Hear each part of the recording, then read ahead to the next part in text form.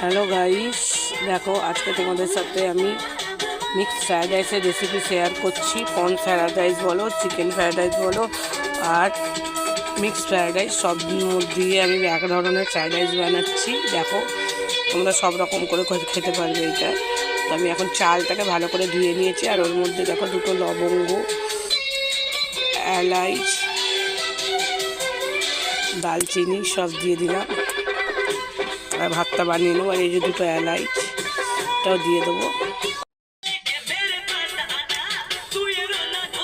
এখন ফাটিয়ে দেবে এলাচটা। এবার গ্যাস জ্বালিয়ে দেবো, ভাতটা হবে। এখন আমি ভাত হতে দিচ্ছি, গাড়ি বন্ধ করে দিয়েছি, ভাত হবে। দেখো ভাতটা হয়ে এসছে। দেখো কি সুন্দর ঝরঝরে ভাত হয়ে গেছে, আমাকে মার গালতেও হয়নি। তো গাইস দেখো আমি এর মধ্যে অল্প একটু চিনি দিয়ে দিচ্ছি ছড়িয়ে।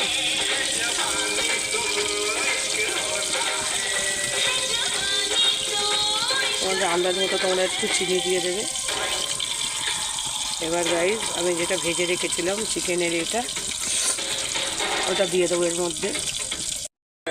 আমি এর মধ্যে একটুখানি ভিনেগার জল দিয়ে দিচ্ছি, আর ওই মাংসটা এটা করে রেখেছিলাম গ্রেভিটা এটা দিয়ে দিয়েছি। আর এটাকে গাইস একটু কালো সস দিয়ে দিচ্ছি এর মধ্যে, দিয়ে এটাকে ভালো করে নাড়িয়ে ভেজে নেবো। তো গাইস দেখো ফ্রায়েড রাইসটা হয়ে গেছে। তো লাইক আর শেয়ার করতে ভুলবে না, কমেন্টে জানাবে ফ্রায়েড রাইসটা কেমন লাগলো। খুবই টেস্টি, তোমরা ঘরে বানিয়ে খাবে। Tata, bye bye.